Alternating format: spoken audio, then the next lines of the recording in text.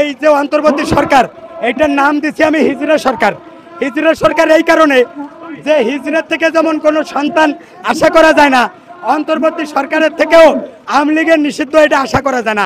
আওয়ামী লীগের একজন না একজন হাল ধরবেই, একজন না একজন ধরবেই, কারণ একটা দল এভাবে শেষ হবে না। আর এটা শেষ কোথায় আছে এখনো কেউ জানতে পারবো না। আওয়ামী লীগ এই দেশের প্রধান দল। আওয়ামী লীগের আগে দল নাই, স্বাধীনতার পর আওয়ামী লীগই দল। তো মনে করেন বঙ্গবন্ধুর নেতৃত্বে এই দলটা 21 বছর পরে ক্ষমতায় আসছে, হাসিনার নেতৃত্বে, বঙ্গবন্ধুকে মারার পরে। হাসিনা মরার পরে যে এই দল বিলীন হয়ে যাবে এটা জীবনও সম্ভব না। কারণ একটা দল, এটা মুক্তিযুদ্ধের শক্তি একটা দল। কারণ তারা যদি জড়িত না থাকে তাহলে অন্য আরেকজন দাঁড়াবে। আওয়ামী লীগের একজন না একজন হাল ধরবেই, একজন না একজন ধরবেই, কারণ একটা দল এভাবে শেষ হবে না। আর এটা শেষ কোথায় আছে এখনো কেউ জানতে পারবো না। এটা আমি আপনার মন গড়া কথা। কারণ মনে অনেক কিছুই বলে, মানুষের মনে অনেক কথাই বলে, তাই বলে যে সব ঠিক হবে এমন না। আওয়ামী লীগ এই দেশে আছে, থাকবো, নির্বাচনও করব। আওয়ামী লীগ দেখতেছে পরিস্থিতিটা কি, কে কি করতেছে, এই দেশের জনগণ যারা আছে তারাও দেখতে আছে।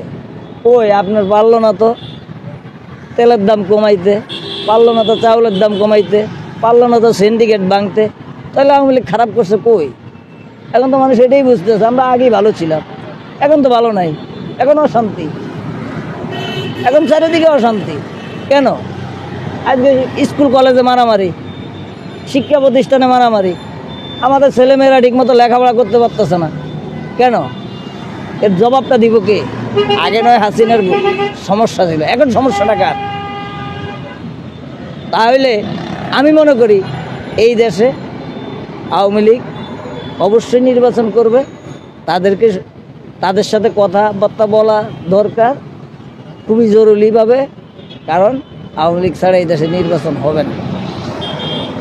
আওয়ামী লীগকে পুনর্বাসন করা লাগবে না। আওয়ামী লীগ এই দেশের প্রতিটা ঘরে ঘরেই আছে, রাস্তাঘাট, শহর, বন্দর, সব জায়গায় আওয়ামী লীগ আছে। এই যে অন্তর্বর্তী সরকার, এটার নাম দিচ্ছি আমি হিজরা সরকার।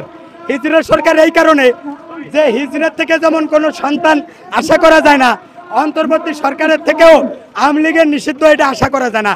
কারণ সর্ষের মধ্যেই ভূত, যে সর্ষে দিয়া ভূত তাড়াবো, পেতনি তাড়াইবো কবিরাজ দিয়া, সেই সর্ষের মধ্যে ভূত ঢুকে রয়েছে।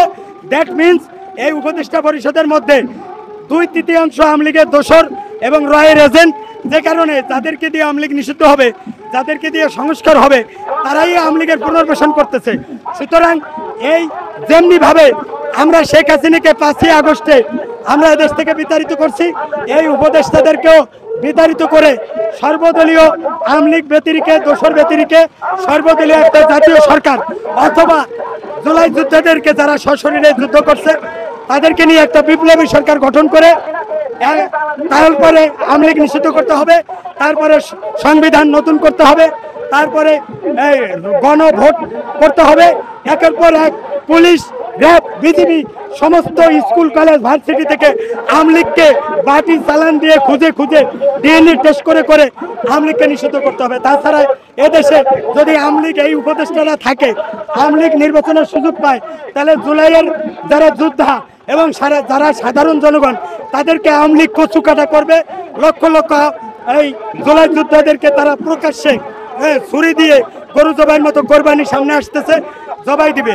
এজন্য এই জবাই থেকে বাঁচতে আমরা ডু আর ডাই, হয় আমরা মরবো, হয় আওয়ামী লীগ নিষিদ্ধ হবে, না হলে আমরা রাজপথে শহীদ হবো।